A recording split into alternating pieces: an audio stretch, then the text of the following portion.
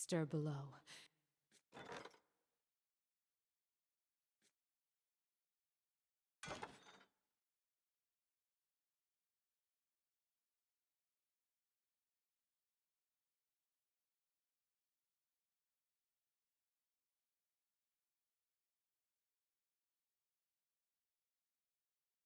Terrible, tireless servants.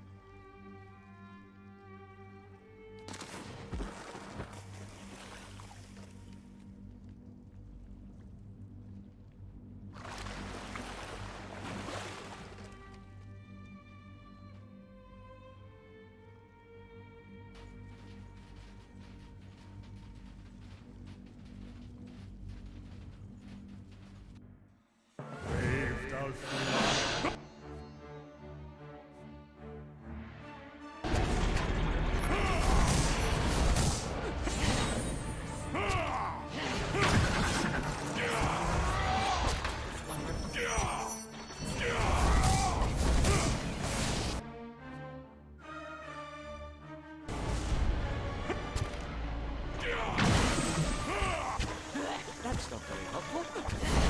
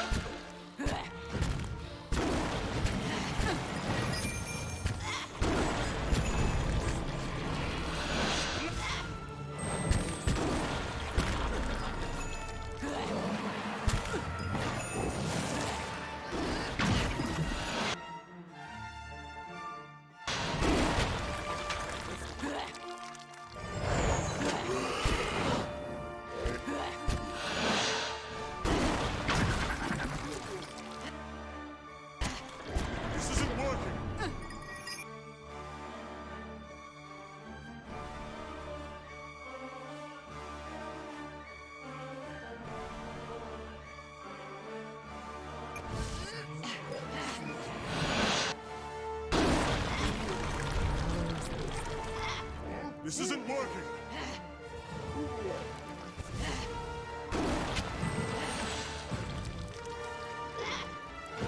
I have...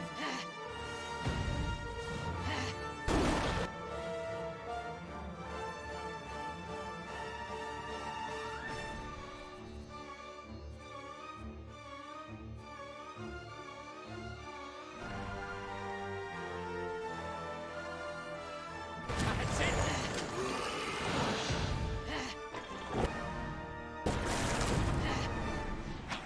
Roll up 10! Brave thou Philophili. Your tail ends here!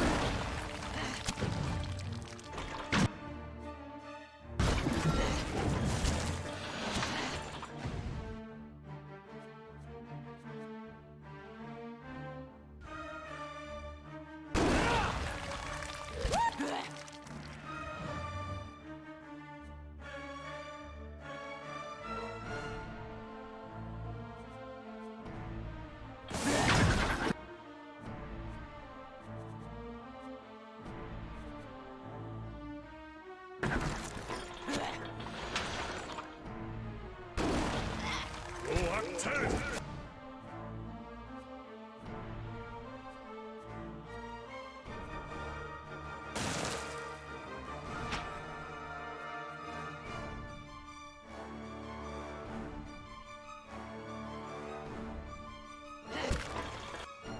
This isn't working!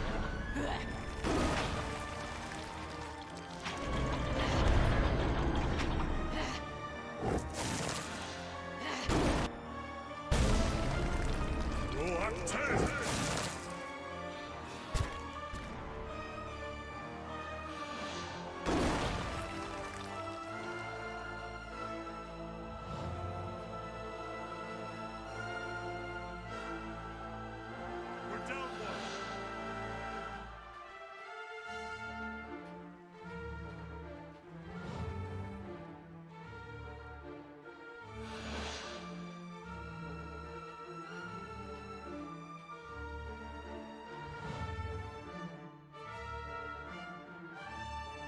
Reluctant!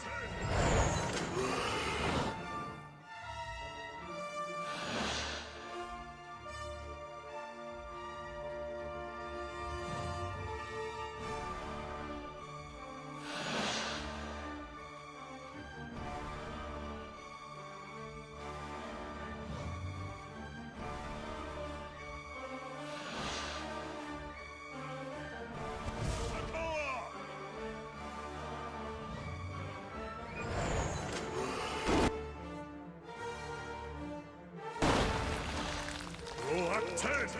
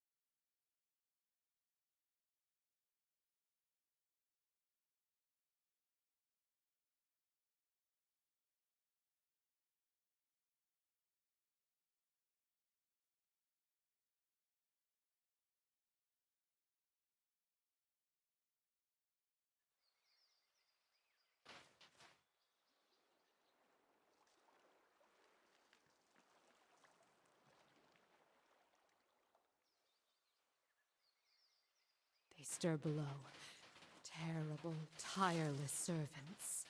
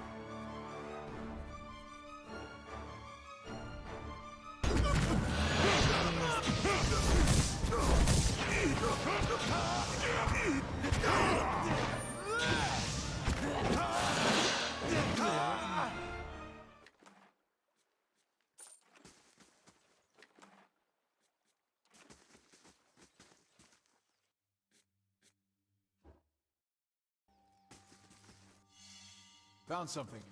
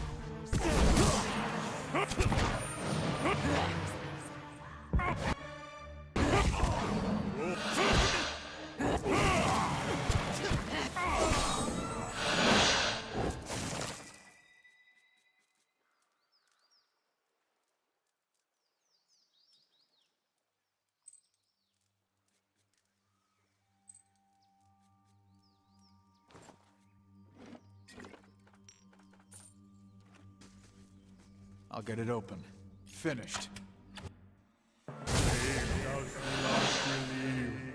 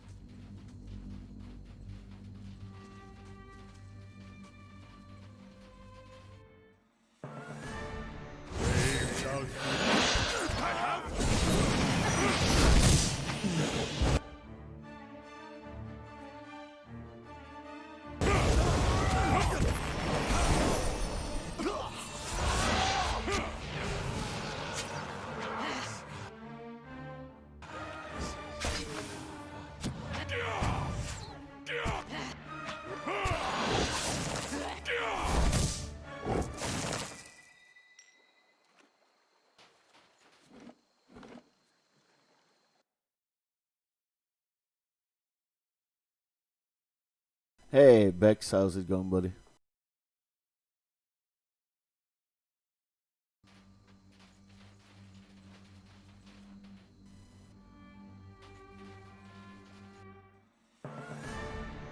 Faith does not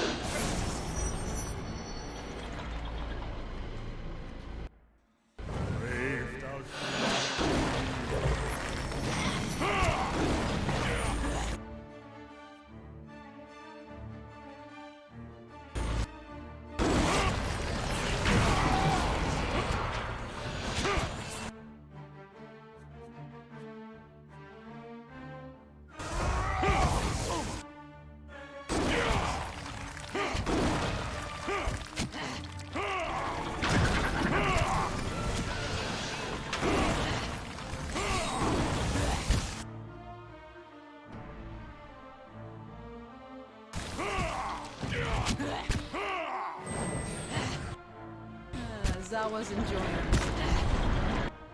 Our number is diminishing. My mind feels.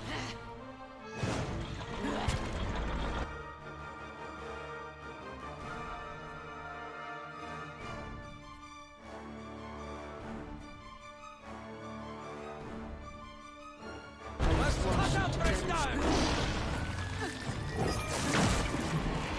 That's it. Go up to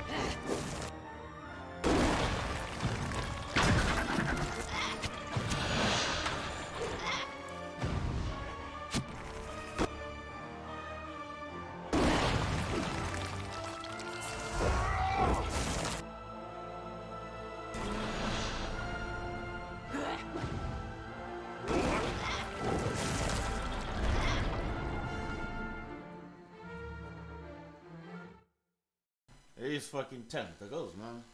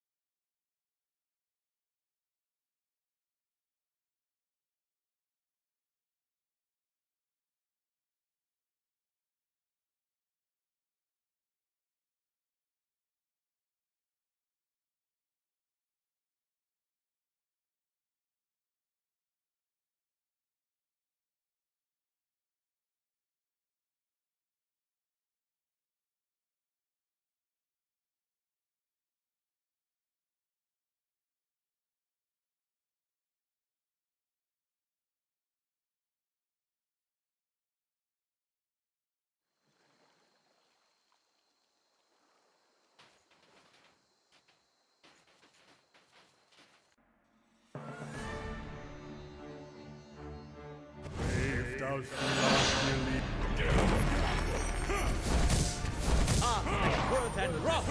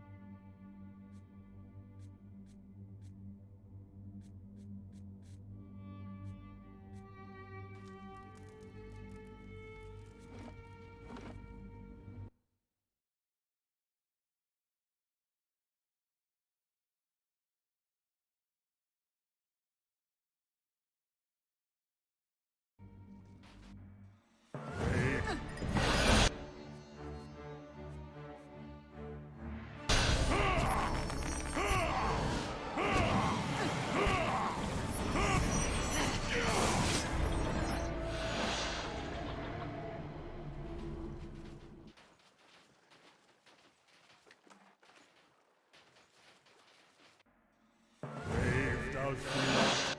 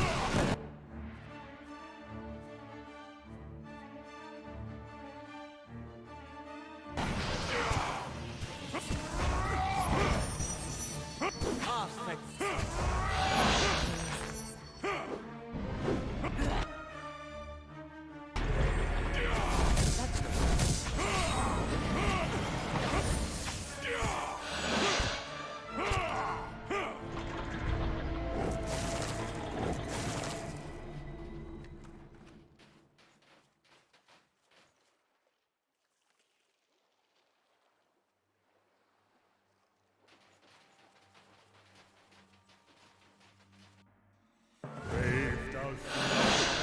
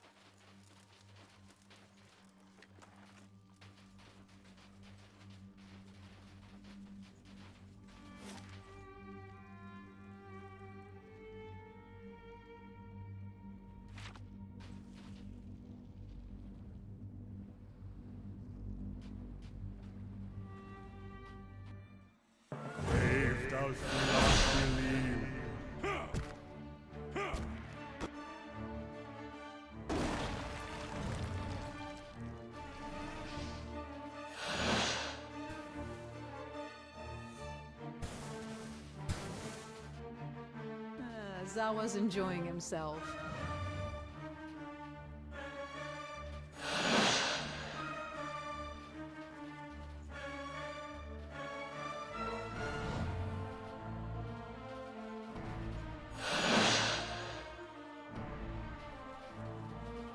Proactive!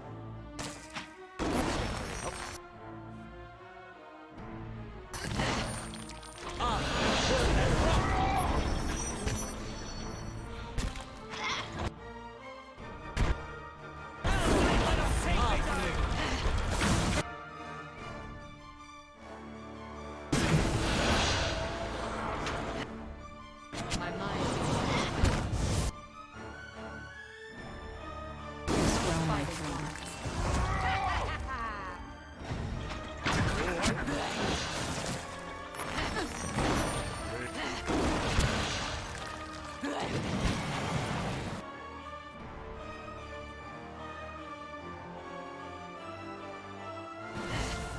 Aspect worth and My mind feels sharp as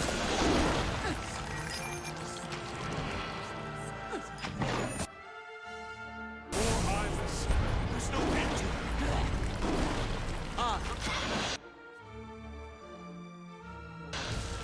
My mind.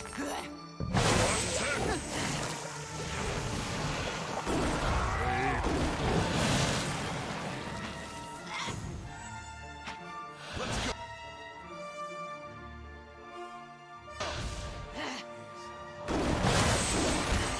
My mind feels sharp as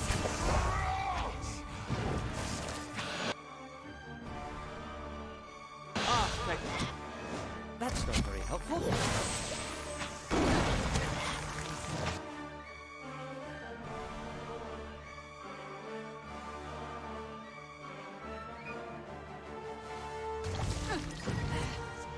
Proactive! Brave does not believe. my mind. Aspect worth and that's it.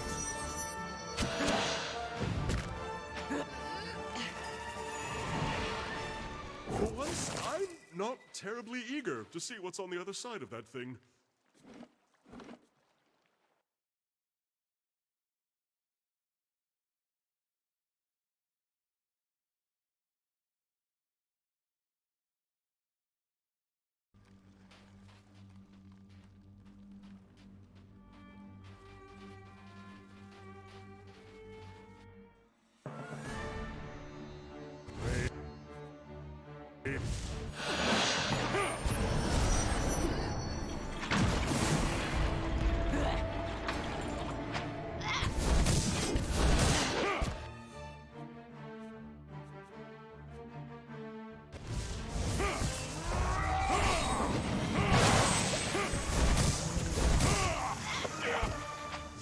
Army of these greats must learn their weaknesses.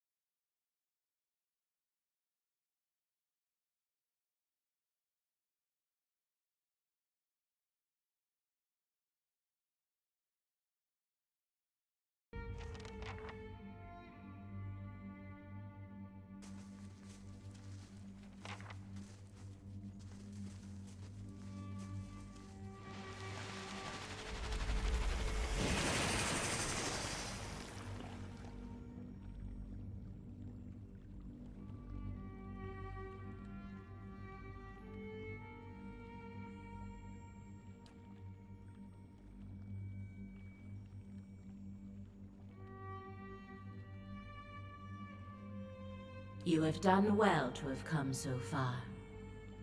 I confess I was not certain you would make it, but I do not wish to give false hope. The greater challenge remains in front of you.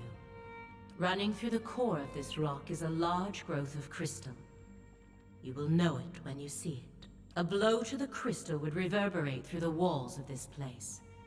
Strike it enough and the entire structure would crumble. The eyeless would be buried. Of course, it would take a person years to cause enough damage. Then you know what must be done. Strike the crystal with Abaddon's hammer. The eyeless will wake and come to its call. Join in striking the crystal. They will cluster together and bury themselves. I have realized it is best that they should be ended, for within each of them is a small piece of Abaddon himself. Upon their deaths, those fragments and the memories they contain will be safely dispersed. I had not considered the dangers of allowing them to persist, until a watcher appeared at my abbey. A single strike upon the crystal will not be enough. The eyeless respond only as long as the hammer rings. You will need to remain until their work is complete, wielding the hammer until the walls come crumbling down. What? But that would mean...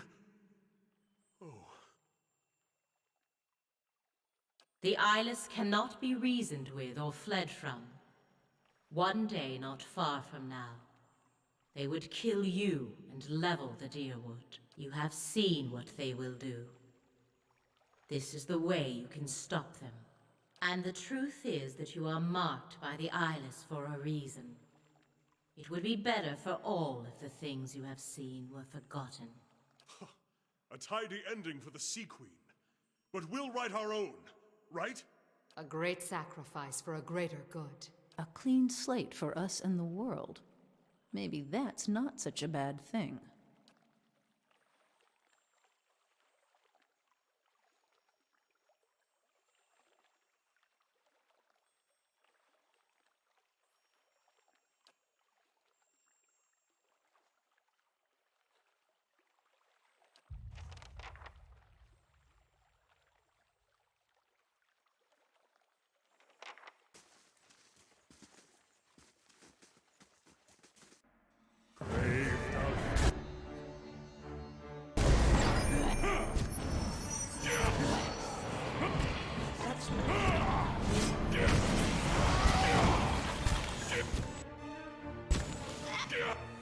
There's no use.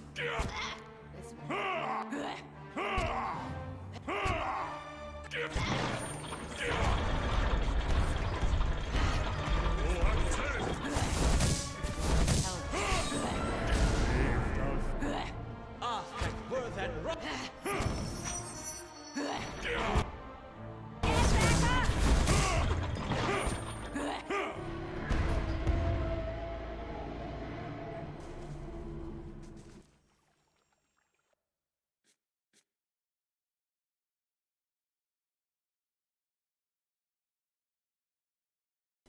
I played a little bit of it, but then something came up and I switched to another game. I don't remember exactly why, but yeah, I'm gonna play that as well later.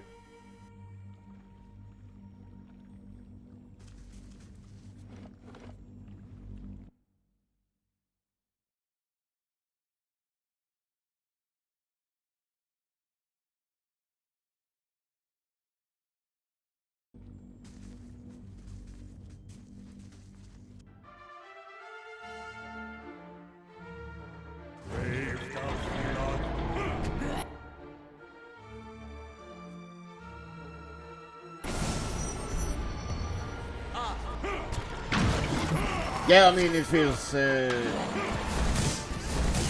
a successor to Baldur's Gate, but with like flair of 2020 or whatever. Like, yeah, upgraded for today's age. Yeah, it's really good ones. I have a bit of a problem with it's not voice acted so much reading. Yeah. it's annoying for me. I have ADHD, so I have problems concentrating on text. But it's really good gameplay, really good stories, and yeah, really, really nice. Yeah, exactly. Like that's what I remember from playing PoE 2. Like I think I played like half of something of that, and I loved every second of it. But this one has, I've always had trouble getting through this one since it's so much reading. And that's why I can't really play. Like I played Baldur's Gate 1 and 2 enhanced editions, but it was kind of exhausting.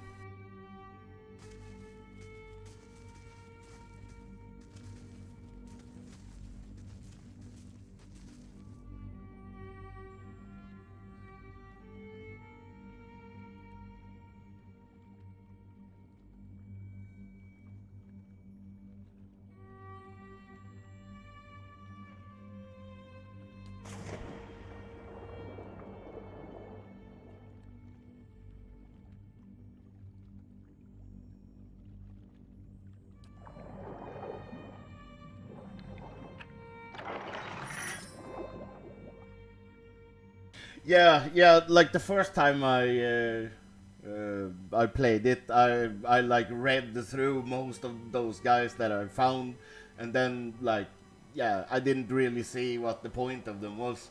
But then I realized, yeah, okay, it's like Kickstarter NPCs that people have written story for. It's like, okay, maybe I shouldn't read that shit. Yeah, it definitely doesn't get enough credit, I would say. Like, it's kind of, like, yeah. It's kind of low down there for a lot of people on, like, RPG greatness. But I guess it's because it's, like, isometric RPGs in today's age. It's, like, the same, like, Wasteland doesn't get enough credit as well. Like,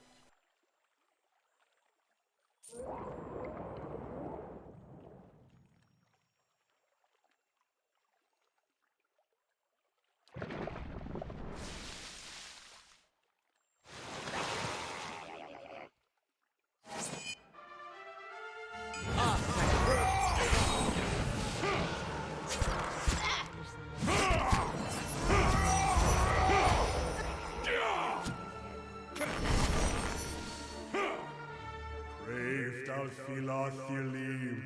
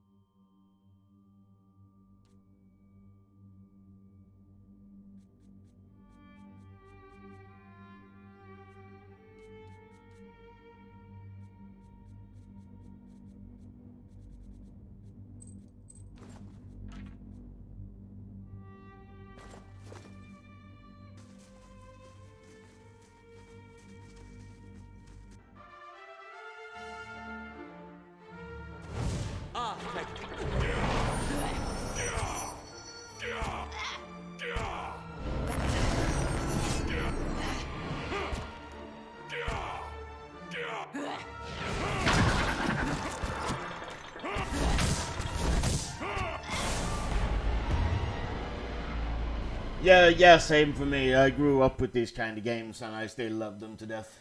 Like, I just wish that all of the ones that are made now would be, like, fully voice acted, because, yeah, I don't know. I've gotten spoiled with games. And, like I said, I have the ADHD and it's hard to read so much. So, it would be great if everything's voice acted, but I get it, it's expensive as fuck. But, yeah, and also that Pathfinder game, I have that.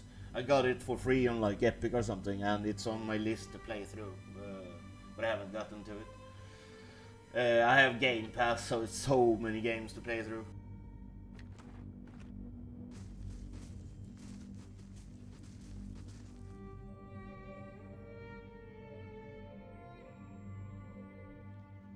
There's the crystal.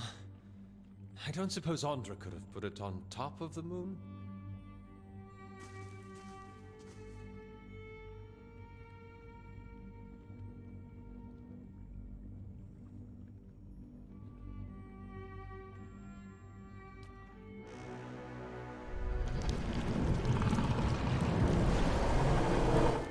Well, hello there, pretty.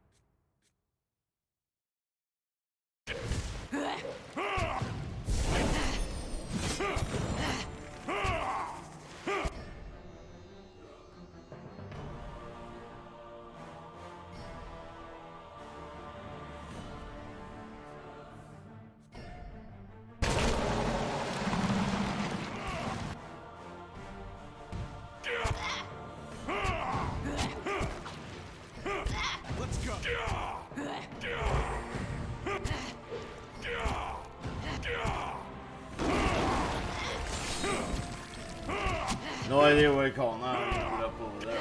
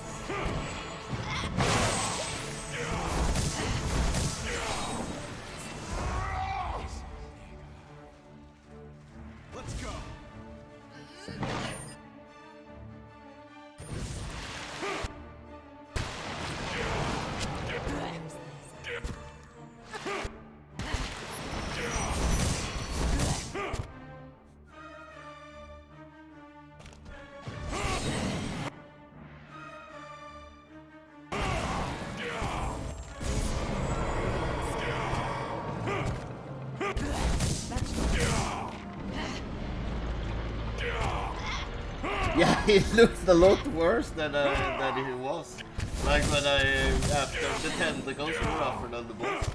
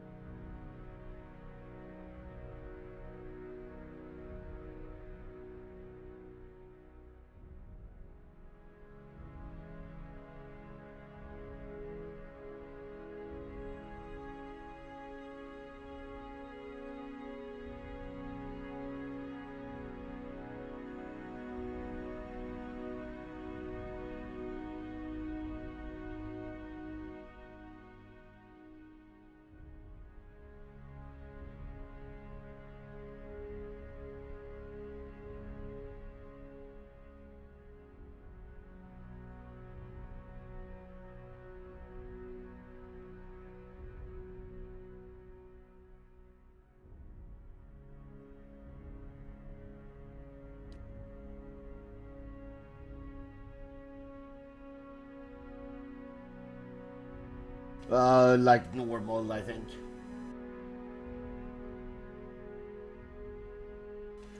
The one that's that the description says, play this if you're a noob.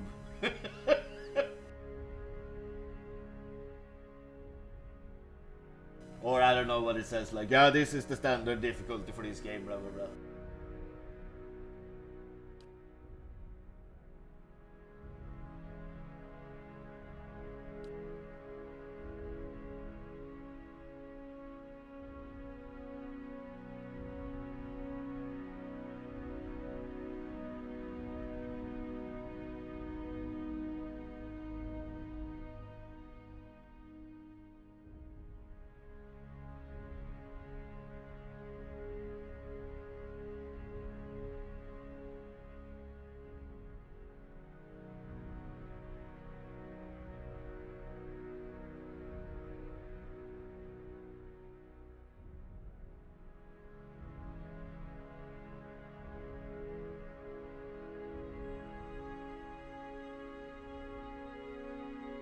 Yeah, I usually play all these like party-based games on like standard difficulty because I don't have the energy to like micromanage everything.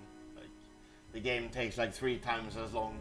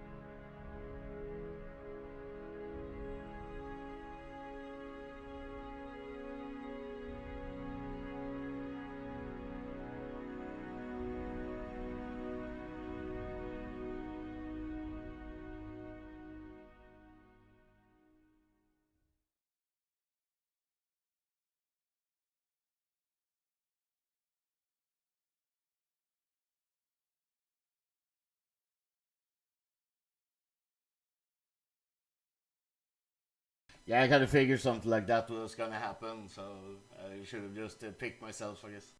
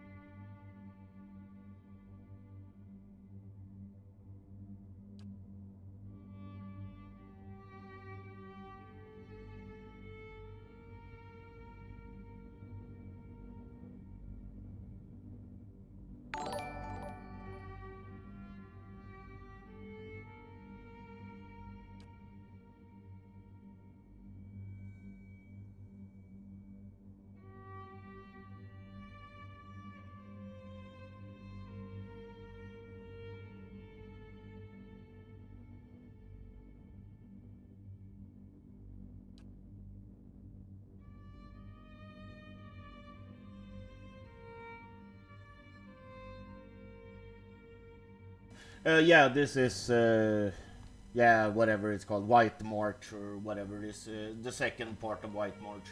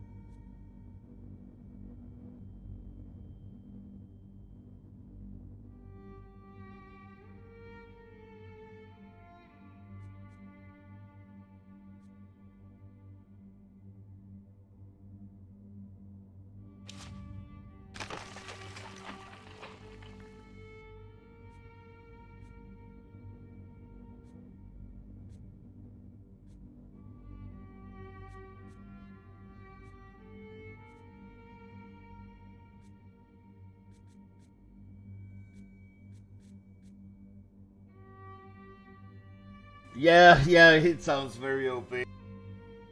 Especially if you mean max for it, I'm guessing it's gonna be insane. Like if you if you like build every character for like Kana as a reflex and yeah, like someone with deflection and so on and so forth. Like I think you're gonna get kind of insane defenses.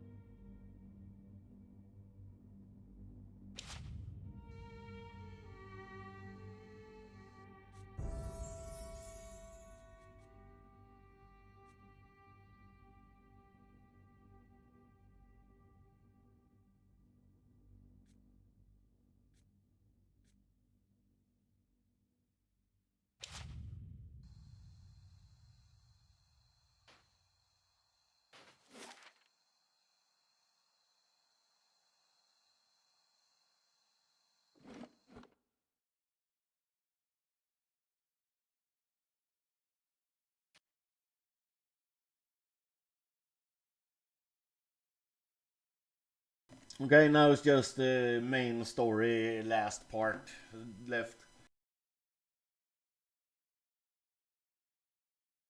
Oh, thanks for the follow, dude.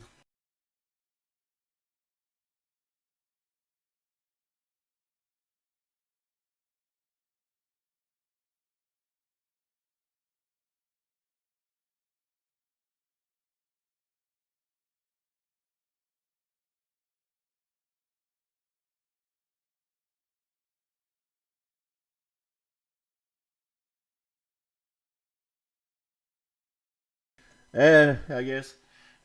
I basically play lots of different things though, This but yeah. place. As beautiful as it can be with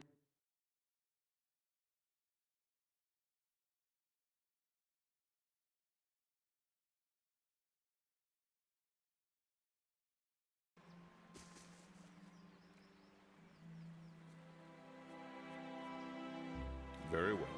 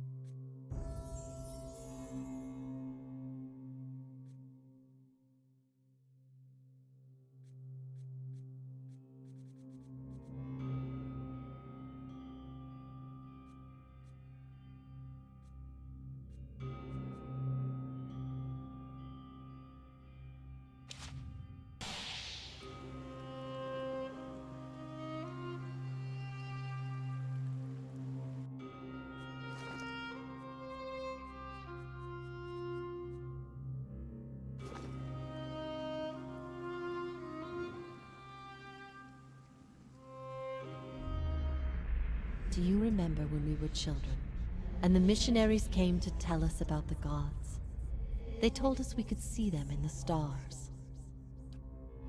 I remember when I heard that, I snuck out at night and climbed the watchtower in the old fort because I wanted to see them better. That fort burned down a few years ago when we cast the missionaries out. It was the missionaries who set fire to it. They didn't want us to be able to use it. Shame. There was history in that fort.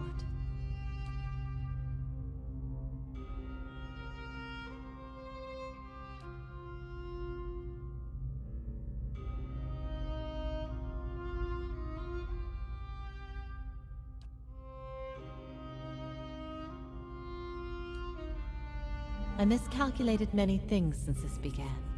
I'm relieved you weren't one of them. It's a good thing we didn't hang you.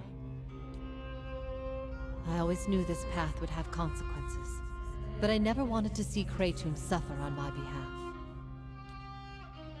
I don't think I can stay here any longer. I am told the Inquisition is gathering an army, that they have sent messengers to bargain with rulers from distant lands. Kratom is not built to withstand a siege. If war is coming, I should be doing what Theos is doing. I will need allies. Allies on a stronghold that can resist an invading army. Osionis. They have held off many would-be invaders, and their king has no love of the Inquisition's faith. I wonder, would he listen?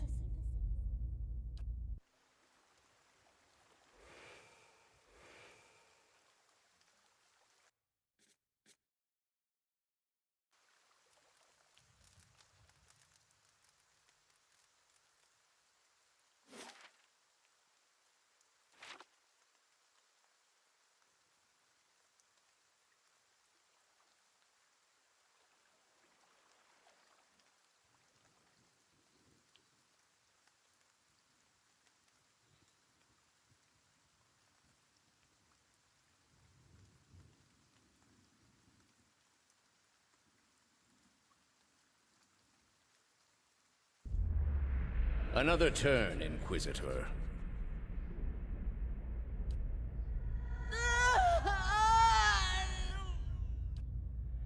I ask again, Jovara Ixensios, do you confess to these heresies of which you stand accused?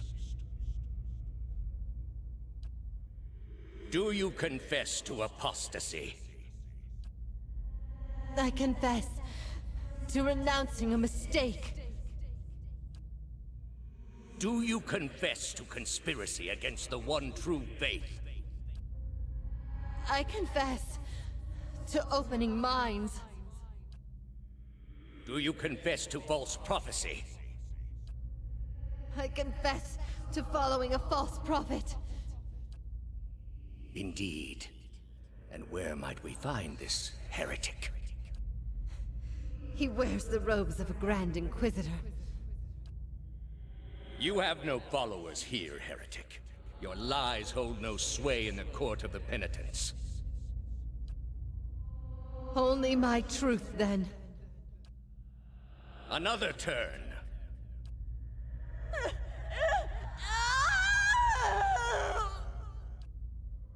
No! Wait! Wait! I'm ready. I'm ready. You are ready to give a confession?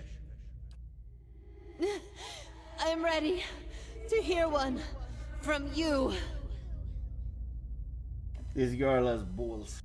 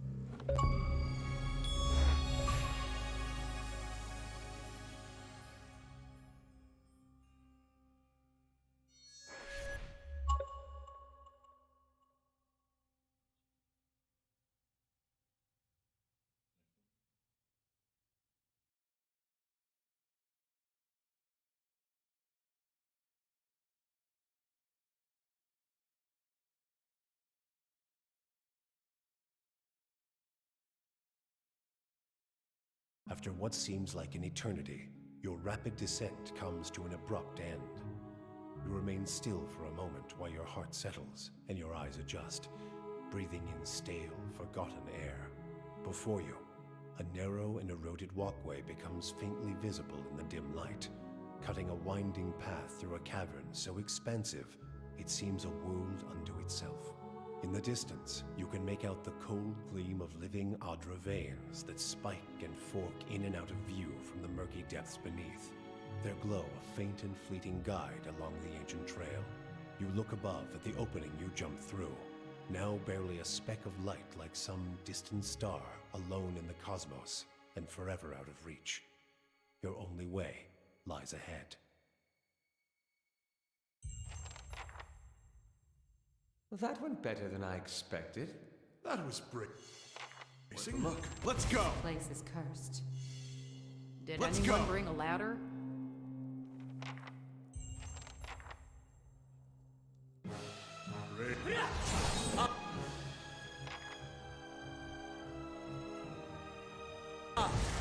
I'm on.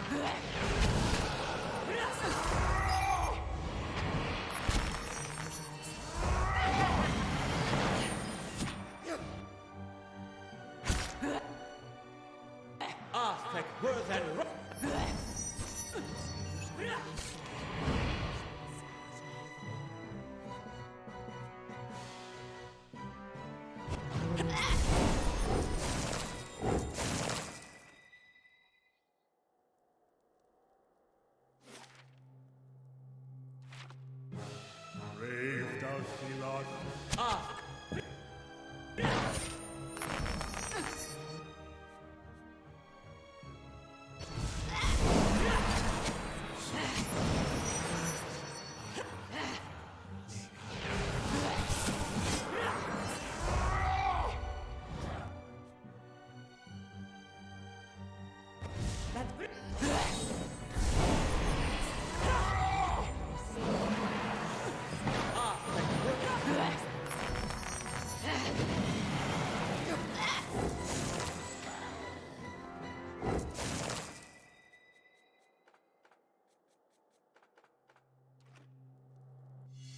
Found something. Let's go!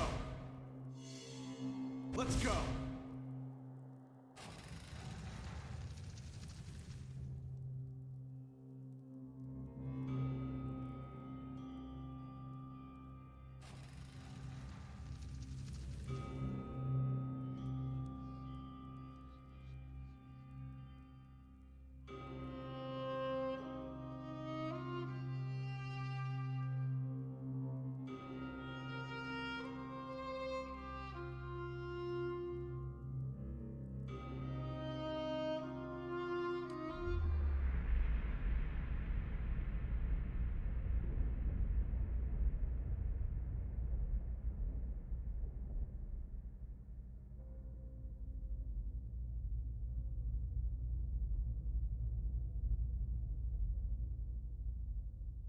My old pupil.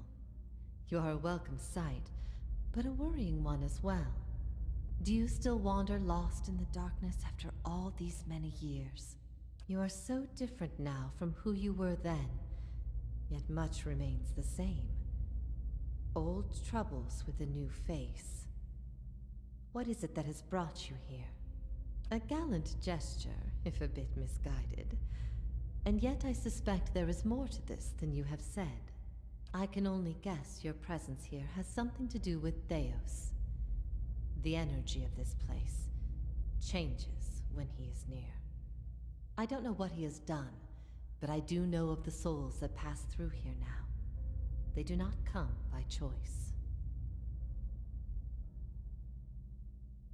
After all this time, he would still stand against the tide.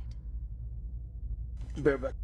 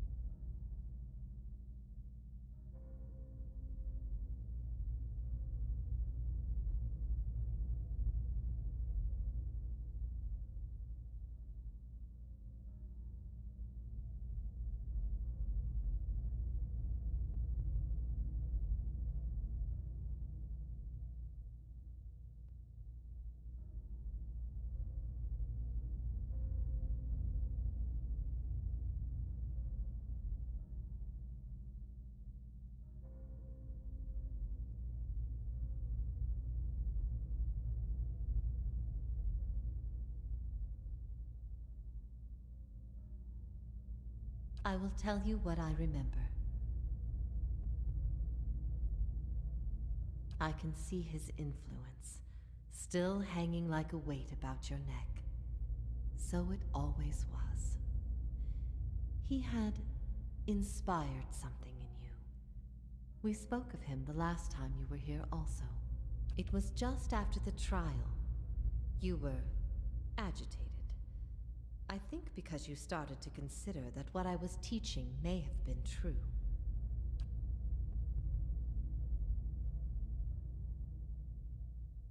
That the gods aren't real.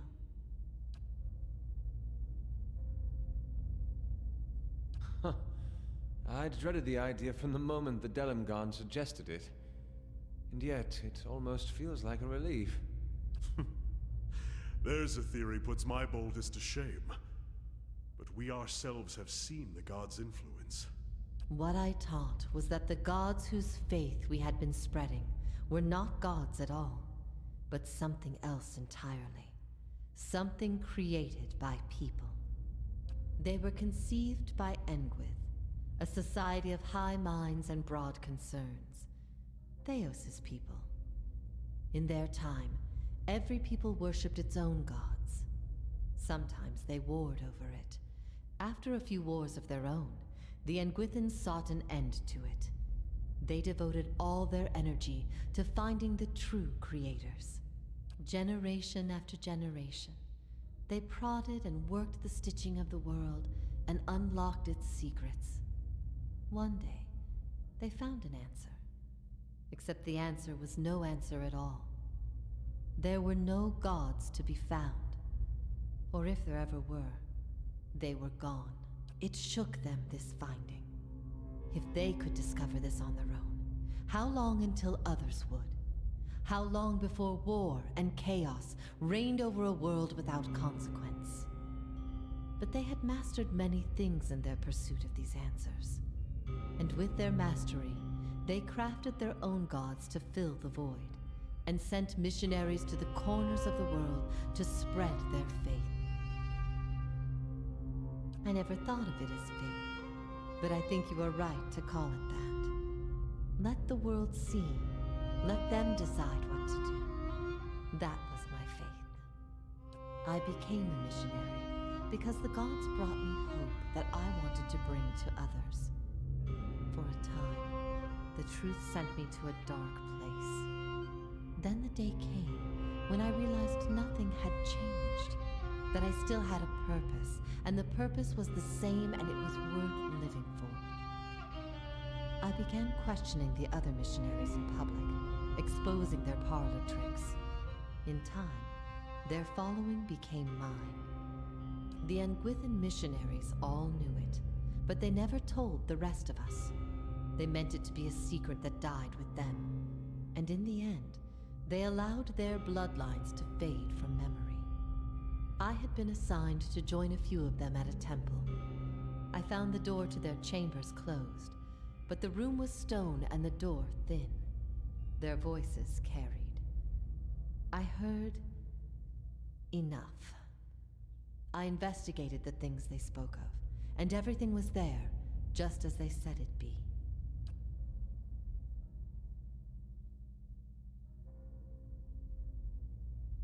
You asked me this once before. Nothing I can say would be any proof, and it may be certainty your soul craves. Resolution.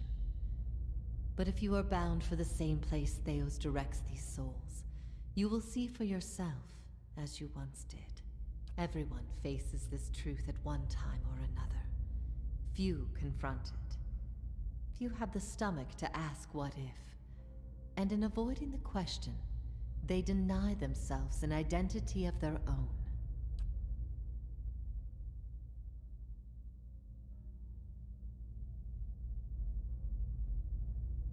What if you had always been alone, without guidance? Well, as poorly as I've chosen my guides, I suppose it would be a comfort to know that I'm free of them. The freedom has always been. It was the guidance that was the illusion. If all our common threads are spun from a lie, What's left to bind us together? All of us across Aora are trying to survive, to make sense of the world. What could better bind us together than that struggle? We'll find our own truths. Make them if we must. We don't need an ancient lie to bolster us. United, the Angwithans created gods. Mortal men and women coming together to do the impossible. Let us surpass them. What if even mastery over all things cannot answer the most basic of questions? I stopped asking those questions long ago. It is enough to care for those we love with the time we have in this life. What if the cycle of birth and death is nothing more than a tool of endless preoccupation?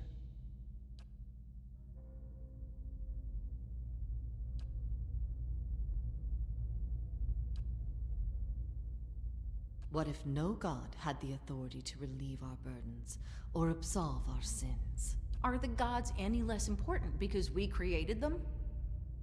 If what we're saying is true, people made the gods because they needed forgiveness, guidance, grace. Things we're not so good at offering one another. For the first time in decades, I feel whole. And it was the power of a god that made me so. Power it may have been, but not the power of a god.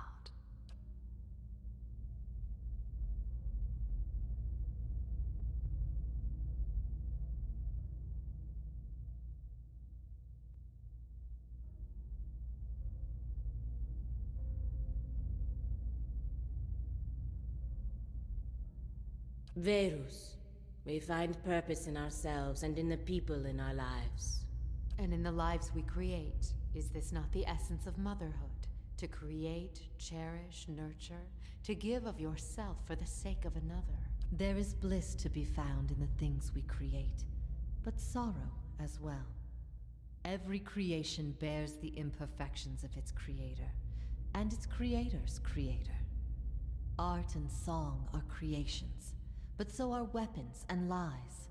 We must be careful that our creations do not consume us.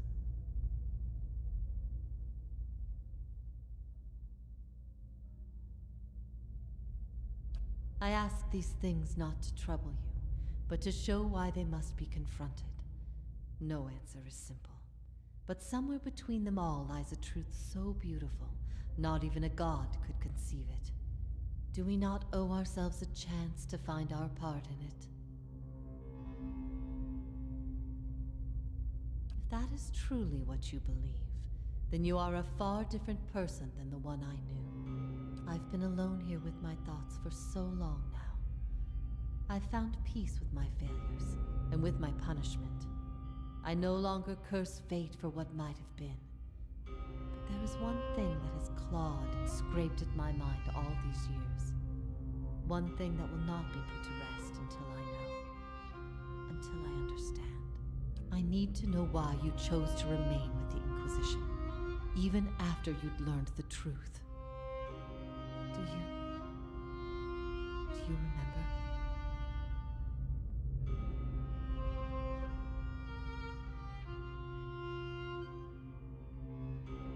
I never wanted that. I had hoped that what I taught would replace your beliefs with something that made you stronger. For many it did, but not all, it seems.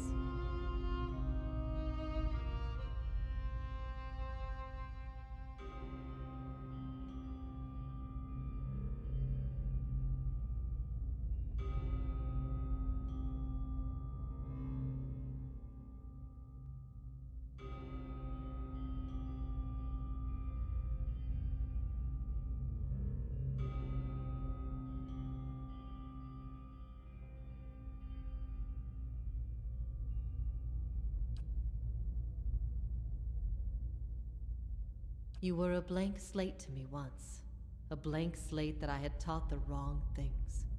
I'd given you a false faith. I had to know I could undo what I had done. Redirect you to embrace the truth. You had heard both sides, seen everything. If not you, then who? I expected dissent.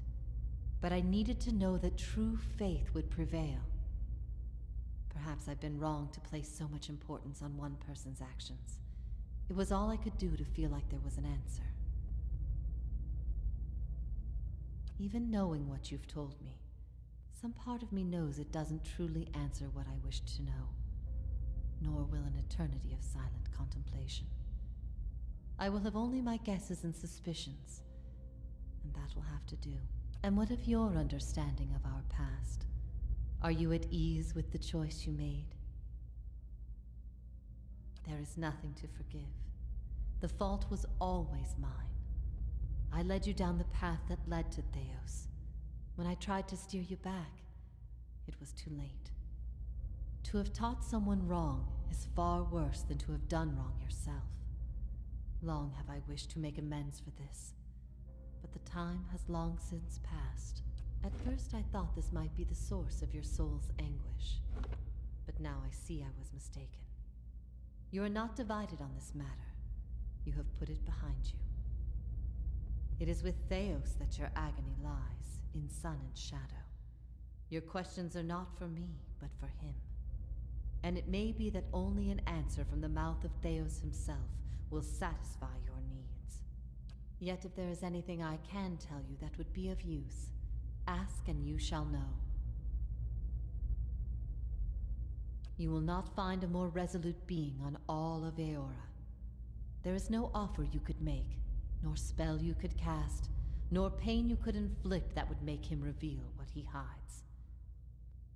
But I see you have become a watcher in this life.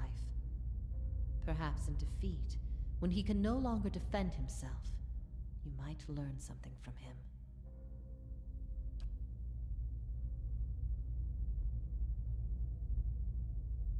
In a matter of speaking, this is Braeth Yamen, the court of the penitents. Souls are confined here until they repent. They must beg the forgiveness of a god, pledge their soul to them, and they will be lifted from this place to the world above. In truth, they receive leniency, but not true mercy.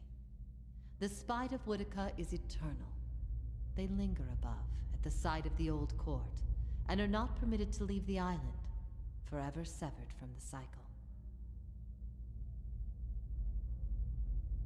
This prison was full once in the days of the Inquisition, but time weathers all things, even will. I'm the only tenant who remains. Yet, I feel their presence strongly now, as it was in the beginning. You have brought many of them here. They cry out for the judgment of Theos. You have struck some bargain with the gods, then. Better to be on no side at all. Woodica may be the most dangerous of the gods, but make no mistake. Anguith built gods from ideals, and an ideal on its own is a grotesque and vicious thing. But these souls, these forgiven the gods have bequeathed you like chattel. They were loyal followers in life. They will be with you to the very end. Last time someone asked me that, I was bound to an iron wheel with a broken spine. There are many things I've come to doubt about the choices I made in life. But that trial was my one moment of certainty. Even without a chorus of gods to tell me I had been right. The gods need to be reminded that we have a spirit, and that spirit is proof against their power. They have the power to manipulate and confuse and ruin us, but not to change our will. I will remain here until the world crumbles and fades from existence, with joy in my heart, knowing I've shown them what they truly are. Theos will not wait for you. If you do not catch up to him now, you may never find him again.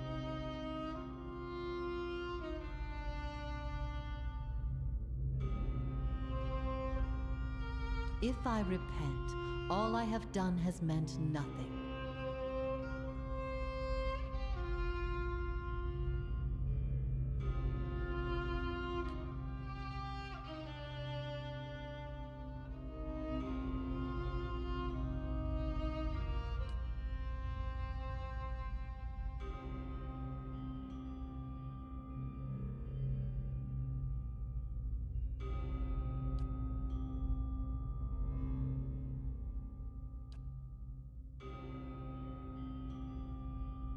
for my part in leading you to Theos in the very beginning. I hope you can forgive me. I hope whatever final guidance I've given you here proves more useful. I suppose I have waited long enough, and I do not wish to delay you any further. Come, let's be done with this once and for all. I am ready.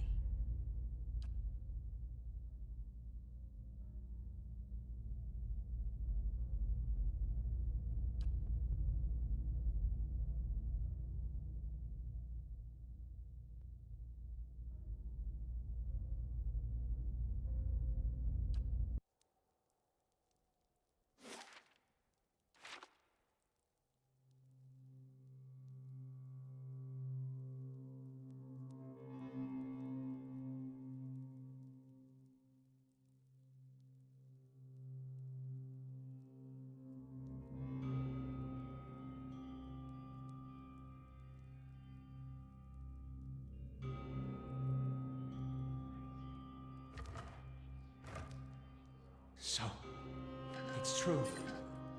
The gods are a sham that people have followed for thousands of years.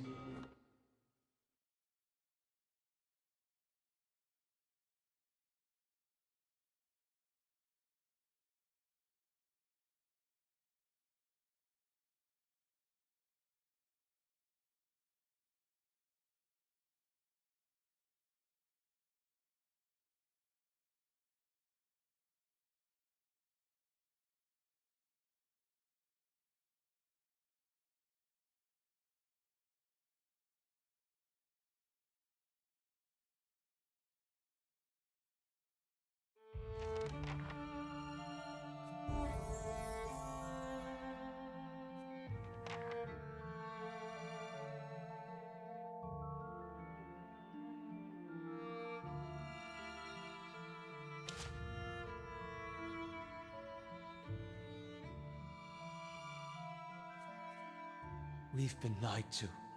Our whole lives, and many lives before that. And it's led us to put our faith in a pantheon of gods that never deserved it in the first place. You're right. People will be better off finding direction on their own than following this farce. Besides, the gods haven't exactly done much to prevent us from slaughtering each other. If anything, they've only given us more pretenses for doing so. I've also been thinking, there won't be much left of Theos by the time you're done with him, if I know how you operate. That will leave Valedin Key headless. Perhaps it's best it stays that way. Then let's face Theos. When this is all over, I'll make sure that no one is able to commit his abuses again. Hello? Is everyone still there?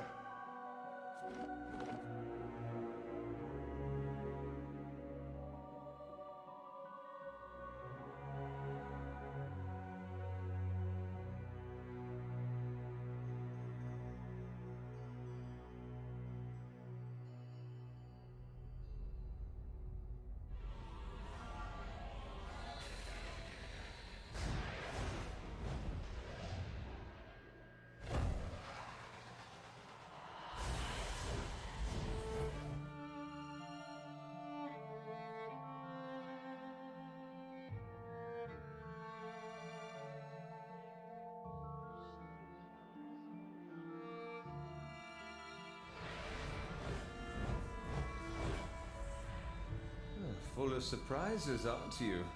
Look at that. A city to put all others to shame.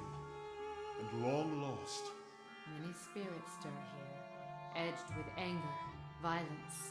I don't suppose you could make a few bridges the same way, hmm? They've done.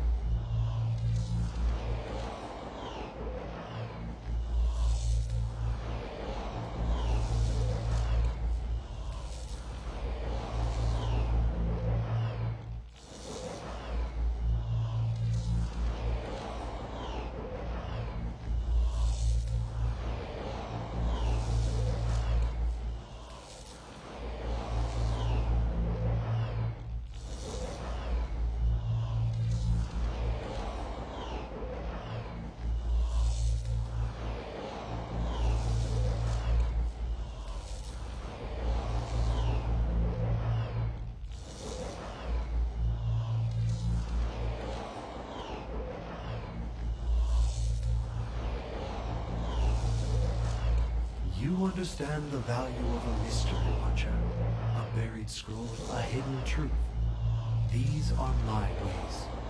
You unravel a thread, watcher, one you have lost and discovered over generations. And following it to its end has only brought you back to the beginning.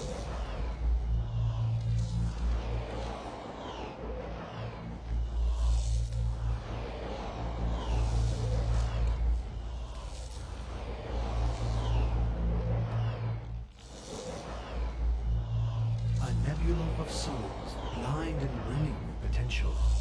The answer to Whitaker's question at the beginning of yours. What would you do with them? A song the world knows and tires of. The droning chorus repeated again and again. Better the improvised melody, the unfolding chant.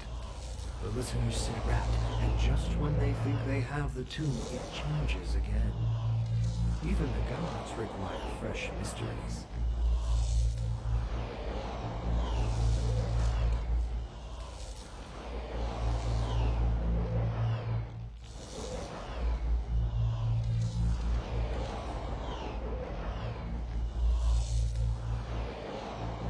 In a way. But something must be done, and hurling them from the machinery of other schemes is the truest course of action. That is a word for endings, and this is but a crossroads.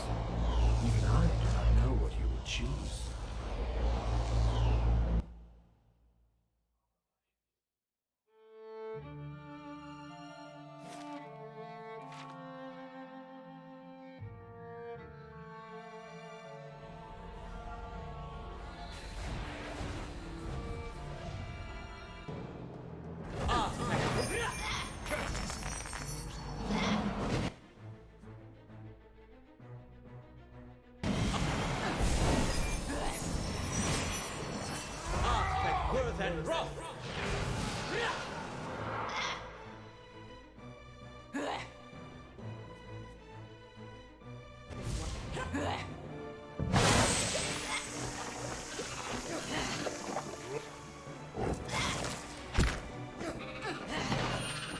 This isn't working!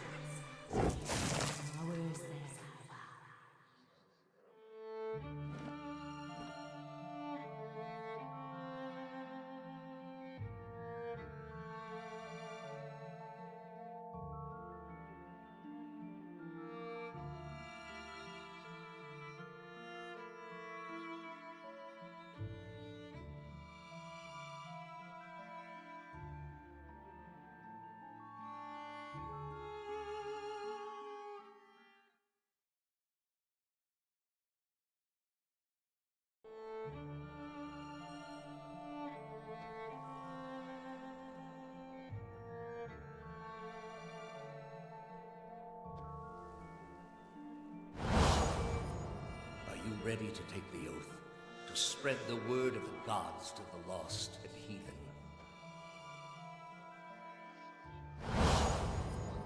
If you do not, you will have greater powers than me to answer to. But you will answer to me as well. I wouldn't ask this were there any other choice.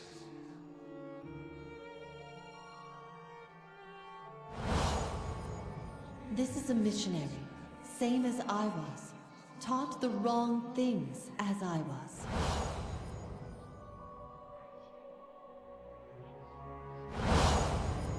You are ready to give a confession? I am ready to hear one from you.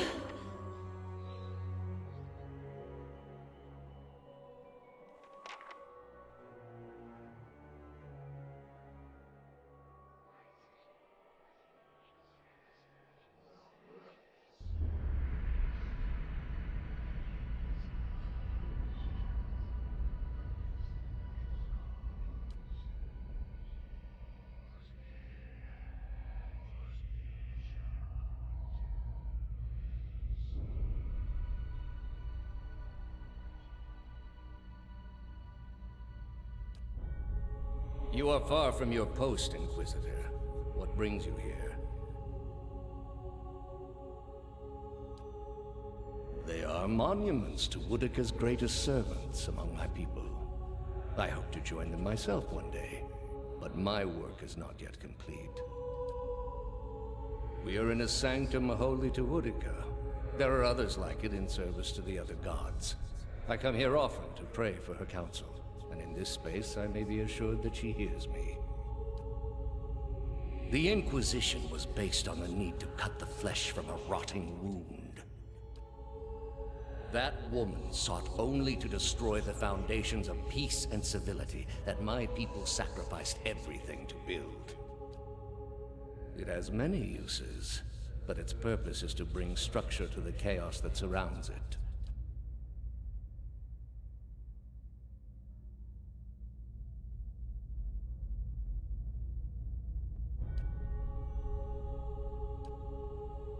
What is a god? A higher power?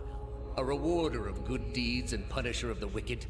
Something men can turn to in their darkest moments when their days seem only like bridges from one tragedy to the next. Our gods are all these things. We are in a sacred place within earshot of the gods themselves. This is not the time. You've been through much these past few months.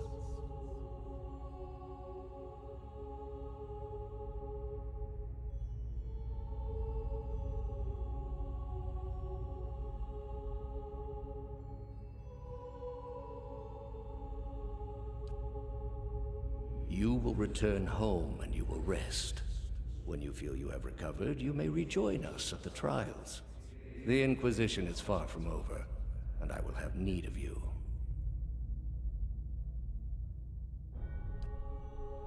There are many who continue to spread the lies of the apostate. The Inquisition will not end until we have pronounced judgment on all of them.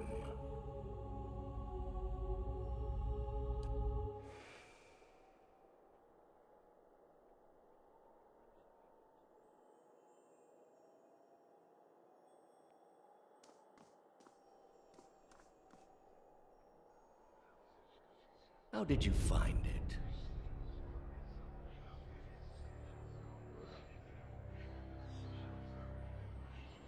Another in a string of acts of petty defiance. For all her knowledge, she always preferred spite over reason.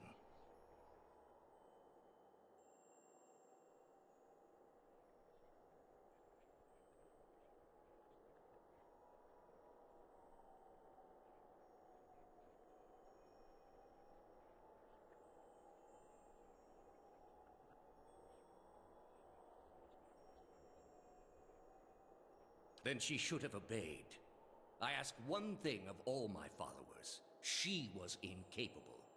A waste of rare talent and intellect. What of your cohorts, then? They have followed you to their deaths. Is it loyalty that brings them here? Or is it, as my agents suggest, that they have no direction of their own?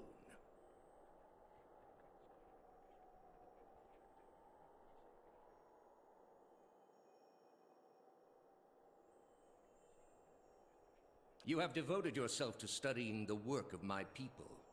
Why?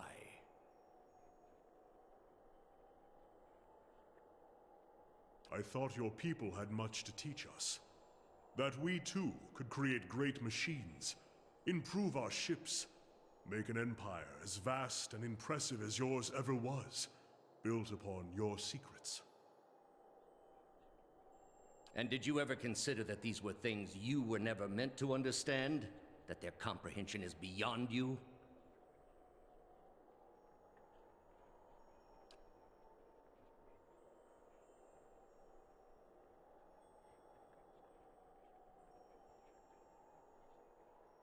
You are living in the time of my people, Amawa. You owe them more than you will ever comprehend, and so it shall ever be.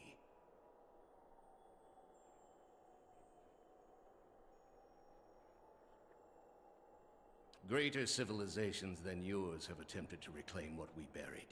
The greater their successes, the worse their fates in the end. I have seen to it. I understand your Duke's bells gave you a mission. Their orders do not absolve me of my greater responsibility to the safety and well-being of the Republics. Yet you disobeyed. Something you already have a reputation for. They will know, of course. If it had been for a worthy cause, they might have forgiven you. But I don't see them pursuing animancy after seeing what it's done here. They trusted you, and you disappointed, as you always have. And you will again be disowned. The parents scold, but the children are safe. Whether animancy research continues in the Republics or not, they will survive. For now, that's enough. In any case, I wouldn't be so smug about my fate, Theos. I imagine Woodica responds to disappointment much more severely than even my dukes. State your name and purpose, young acolyte. My name belonged to the gods and my hand to their service. No more. You serve none but yourself. Without contact with your order, you can have no higher purpose. Only the base concerns of the flesh. You have cast yourself from our ranks. And I should have done it years before. I'd rather live in uncertainty than servitude. And that uncertainty would lead you where it leads everyone. To doubt, to emptiness, to the many cruelties inspired by disbelief. You will have to forgive your Grandmaster for remaining skeptical of his initiate's choices. And the lost gift-bearer. You have been many things in this life, all because you fear what you really are. Last I checked, the Ingwithans didn't make you a god. You want to tell me you don't have any regrets of your own? There is no greater calling than the spread and protection of our faith. I regret nothing in service of that cause. Then you haven't been looking hard enough. Or perhaps I have merely witnessed the alternative. You are here because you are lost. The gods cannot reach everyone, I'm afraid. May you fare better in your next lives. I gather you have had your soul awakened. Why else would you shadow my footsteps like some stray mongrel? You think I have something to offer you, but our business was concluded long ago. I answered your questions once. That your soul is not fit to accept the answers is of little concern to me. I lied to no one. Not to you, not to anyone. The gods are real. They are everything we need them to be, and the world is better for it. The heart of this country has skipped a beat. Nothing more. I have done far worse. I plunged the peaceful kingdom of Telosus into civil war. I slew the monarch of Desantio, whose people never knew hardship under his rule, and replaced him with a cruel despot who brought them to ruin. When plague arrived at the great city of Arborensis, I saw to it that the cure did not.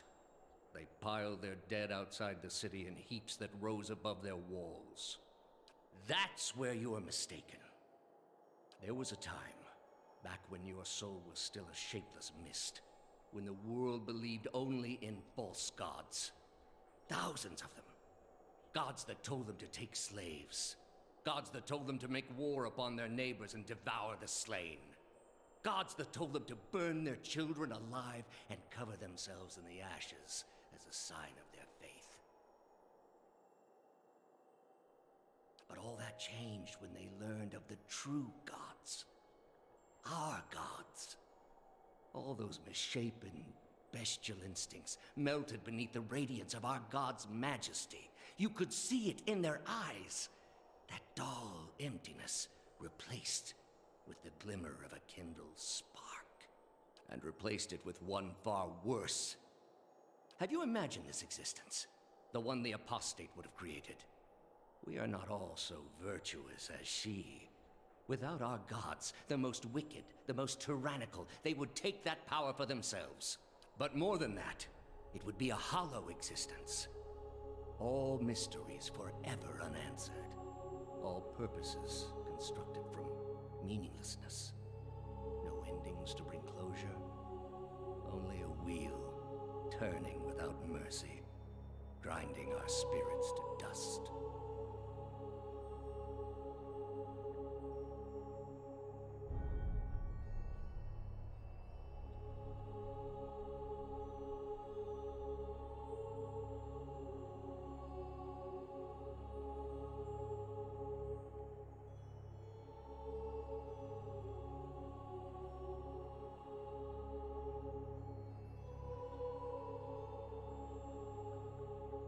It is the least of all possible costs.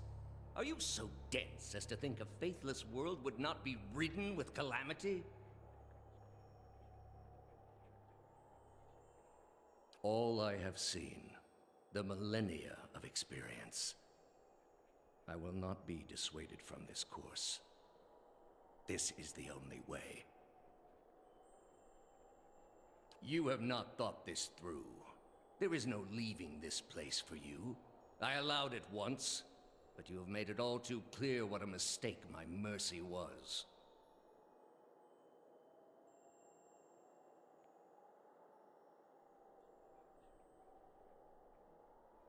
With your soul and thousands of others, I will see this world purged of its suffering. Hear me, Woodica. Your servant calls for aid.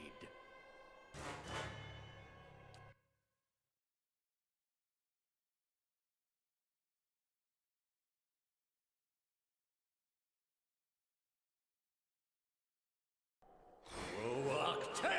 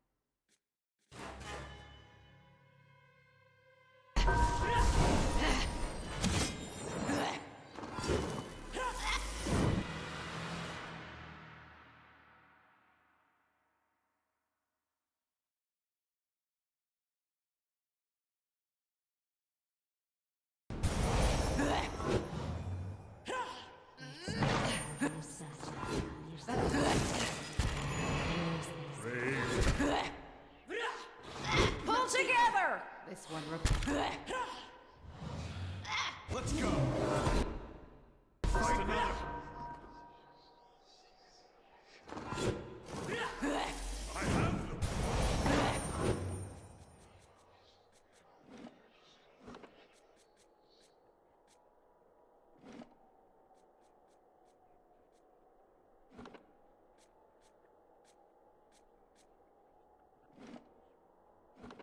That's not... I have them!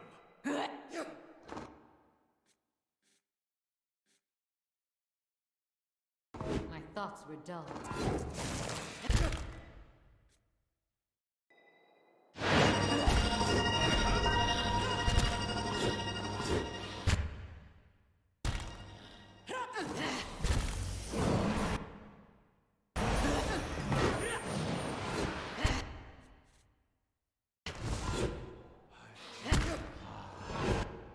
Our number is diminishing!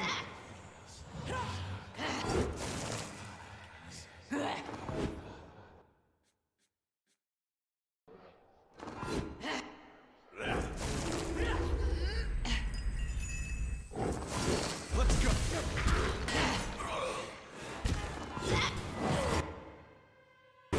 That'll leave a mark.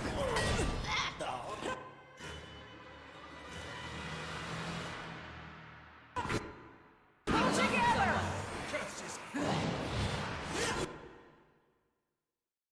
Another! This one repelled.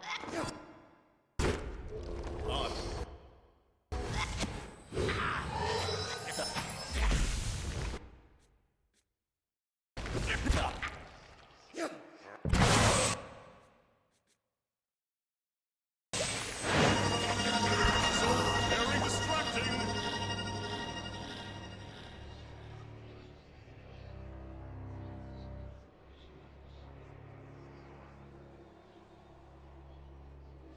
All those lifetimes spent to preserve a single vital secret.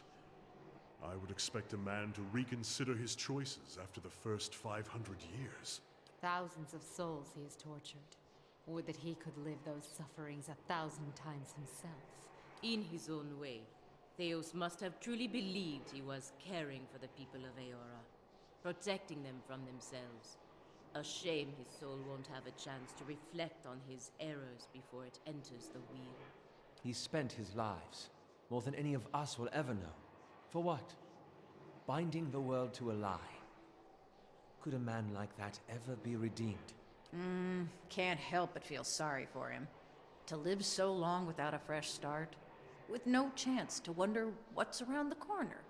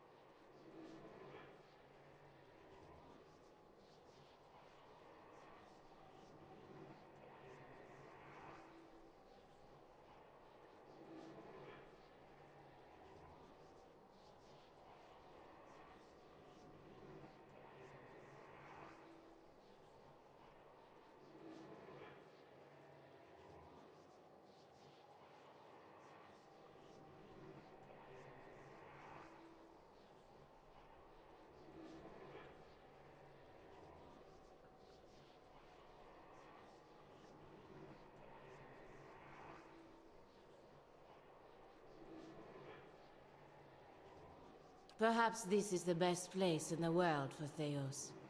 Somewhere he can't cause further harm. Still, you eventually found the Ovara. What is a few thousand years to someone like him?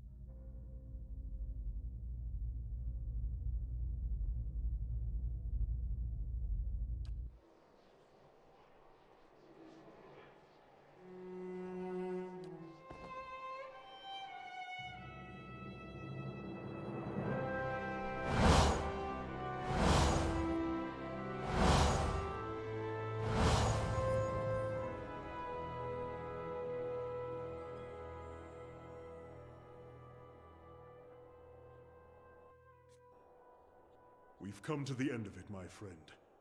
It has been an honor to walk this road with you, and I will regret our parting.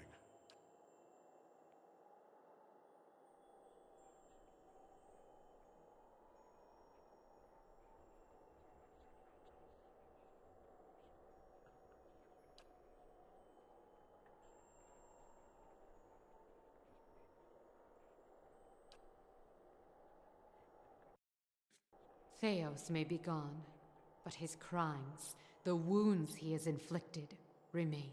Yet before you lies an opportunity to heal, to restore.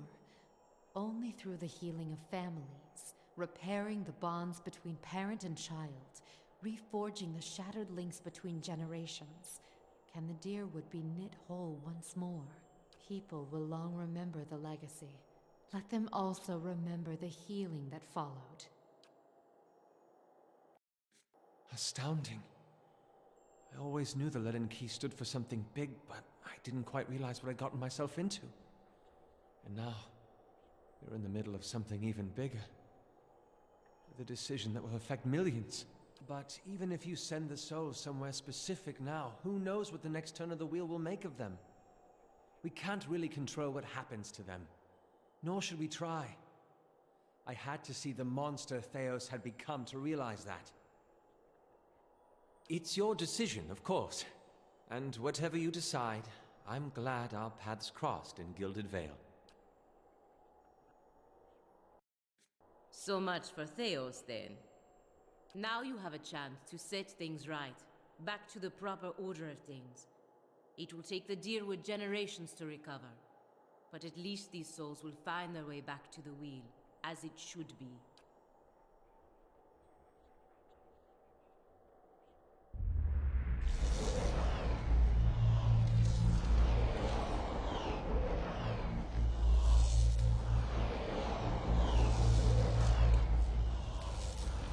I have observed you, Watcher. You came to this land merely because it was here for the taking. And why should you question what was given to you, or whom it was taken from? This is the natural order of kith, gods, and civilization. You have labored at the pleasure of others. That shriveled hag in Hadrat House, those pompous deer wooden zealots, the wretched tribesmen playing out their fantasies of grandeur. And then you cowered and knelt before the gods themselves, begging one paltry favor and receiving riddles and visions in response. And now the gods give you orders and commands, even while you set out to fix what they cannot. Yet what have they offered you?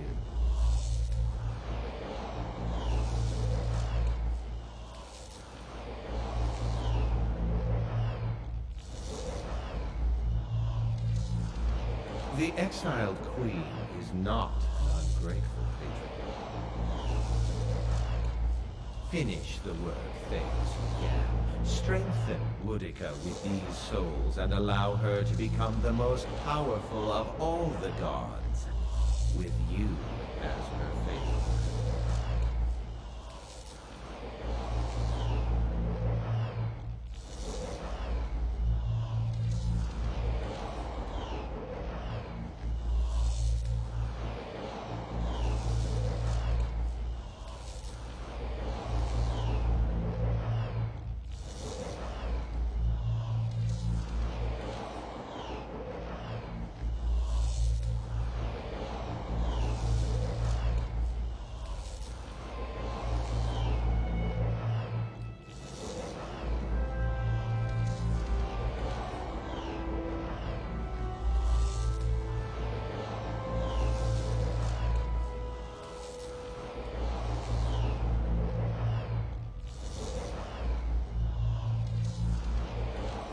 You say that now, but when you're standing in front of the machine, considering the lifetimes and the powers that await you, we'll see what you do.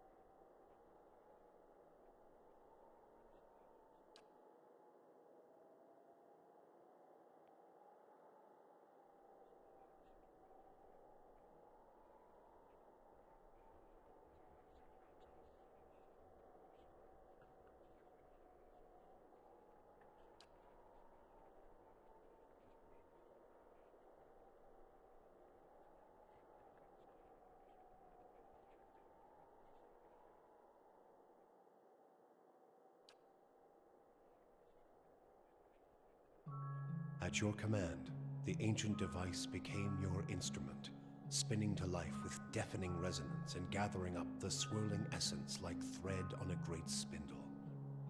There, in the pale pulsing glow of the machine that set you on this path long ago, you summoned all your strength, focusing on your objective and blocking out all else. With a single concussive blast that rocked the chamber and sent you tumbling to the ground, you freed the souls from their stasis.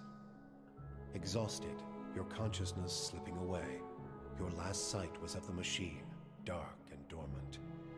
Then your eyes closed, and sleep welcomed you at long last. After coming to and searching for some time, you discovered the route Theos used to enter Sun and Shadow, and embarked on a long and arduous ascent back to the surface. You emerged in Ter Evron after days of tunneling through the rubble Theos had left behind, and when you stepped into the daylight, you were faced with a different Deerwood than the one you had left. At your direction, the souls diverted by Theos were guided back to the vessels originally meant for them.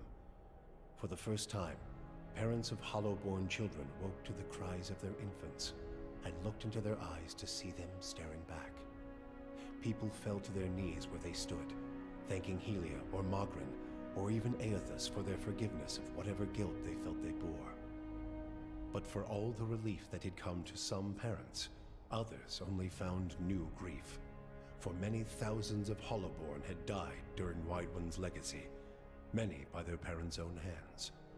For those children, there would be no homecoming. Yet the last Hollow birth was in the past now, and those parents willing to risk trying for a new child were frequently rewarded, often with twins. Many felt they saw Helia's hand in it, and the year would be remembered as the year of Helia's splendor. Though you had killed Lord Radric in his throne room, so strong was his drive to rid his land of Aethasians that he returned to life as a Death Guard, a deathless crusader for his brutal cause. With the remains of his humanity stripped away, Radric came to see all the people of Gilded Vale as worshippers of Aethys, and one day he led his forces into the village personally to see them all purged from his lands. Gilded Vale was left a hollow shell, its buildings ruined, and its people slaughtered. Even travelers and would-be squatters knew better than to take refuge inside its borders. Lord Radric returned to Radric's Hold, where he remained, keeping eternal watch over his barren domain. Following the assassinations of Duke Avar Wolfgren and Lady Webb, Defiance Bay was thrown into political upheaval. In the ensuing weeks, the streets had become the domain of looters and blackguards. Few dared to step outside their own doors alone or unarmed.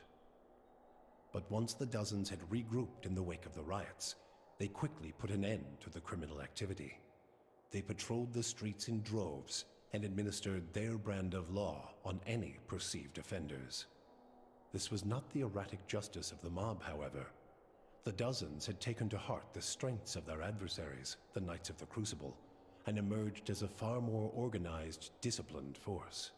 With the waning strength of the other Defiance Bay powers, the leadership of the dozens took the opportunity to establish its own group as the dominant peacekeeping force in the city. The dozens would soon find themselves overwhelmed by the problems of a leaderless metropolis. But they found an uneasy new partner in the surviving forces of the Crucible Knights, who understood the city's infrastructure and were able to keep the worst of its problems under control. Though the machine atop Ter Noaneth had been disabled, it had not seen its last use. Heritage Hill was rebuilt, and no sooner had the first families moved in to resettle the district than members of the Leaden Key, acting under standing orders from their Grand Master, climbed the tower and reactivated the machine. The initiates slew a handful of the new settlers under cover of night, and watched as history repeated itself, the victims reanimating and devouring the survivors. After this second incident, the district would remain abandoned. The Duke's assassination at the apparent hands of an Almancer had caused catastrophic rioting in the streets of Defiance Bay. But those who had escaped the melee and the palace hearings remembered the testimonies of the strange guest who had shown up that day and absolved Animancy, implicating the Leaden Key instead. The rumor spread quickly, and soon the popular belief was that the assassin had been a Leaden Key spy. When the legacy had lifted, people came to see it not as a sign that the riots had been according to the gods' wishes, as Theos had hoped, but as a confirmation that animancy had never been the source of the problem in the first place.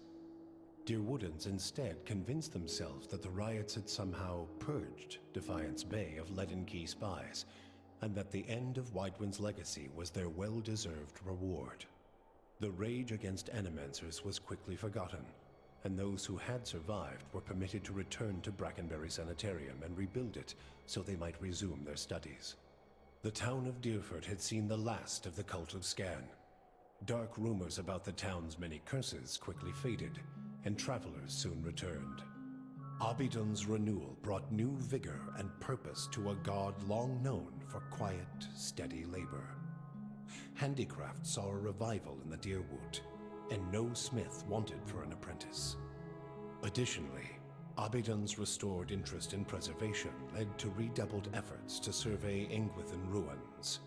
Animancers and craftsmen alike found much to study, but tensions with Air Glanfath rose. As for Stalwart, the Battle of Charon's Scar only strengthened their resolve to unlock the mysteries of Durgan steel and build new marvels with the White Forge. However, Stalwart's ambitions brought them into further conflict with the Raid Serens, as more and more impoverished communities gathered at the border and vowed to finish the work of the Iron Flail. It would be many generations before the region saw peace. The battle against the Eyeless left Stalwart more hostile than ever toward the ogres in its midst, and the villagers grew bolder as they grew more prosperous. After a handful of bloody skirmishes, the Flames That Whisper clan left the Russet Wood to seek a quieter, more isolated home in the White March. While many such places existed in the mountains, the crossing was treacherous, and the ogres often found themselves embattled with other clans whose territory they passed.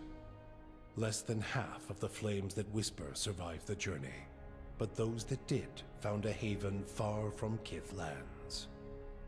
Harmka's death had brought the Devil of Carrick little satisfaction.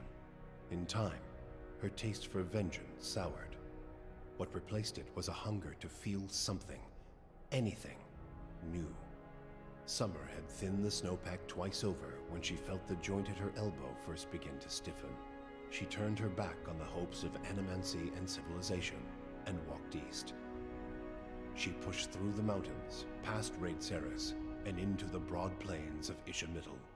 She had forgotten what it was like to simply journey, no goal or destination in mind.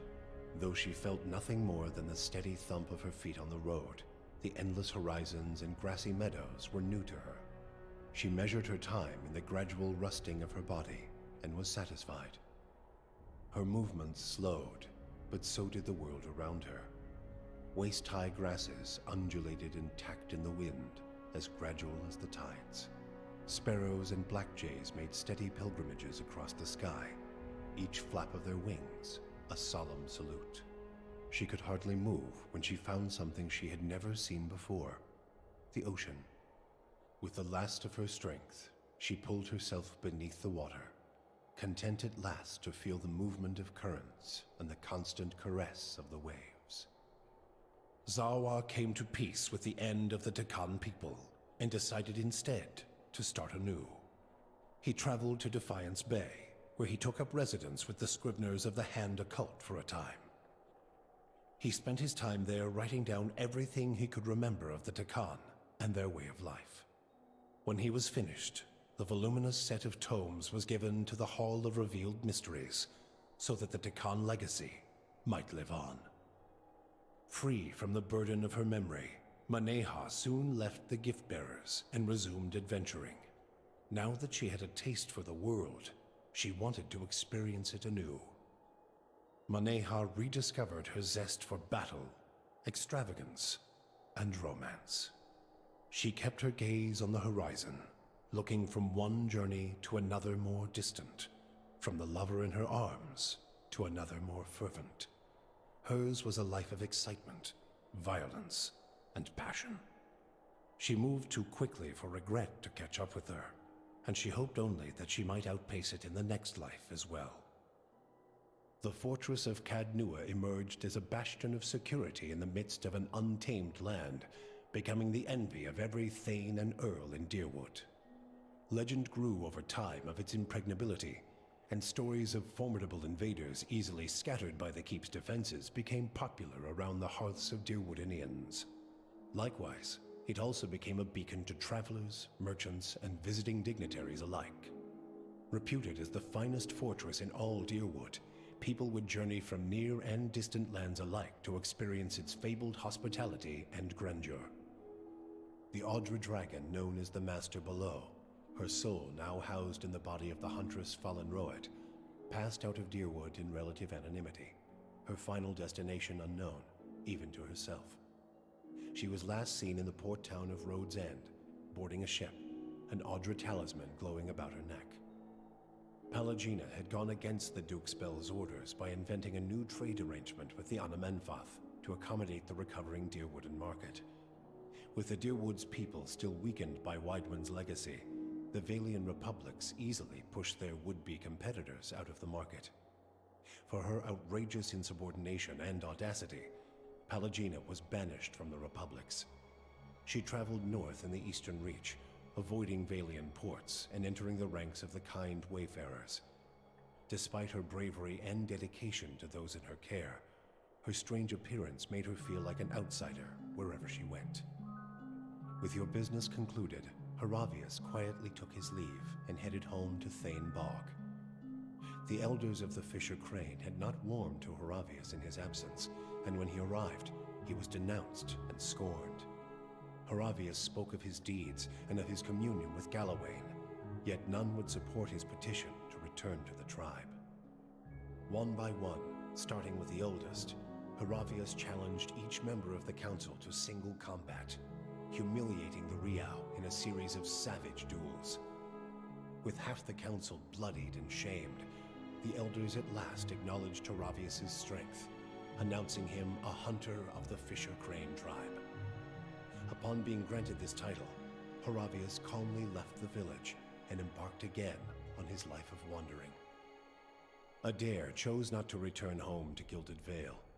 Still most comfortable far from cities, he settled in Deerford, which, like many towns in the Deerwood, was beginning the slow process of rebuilding.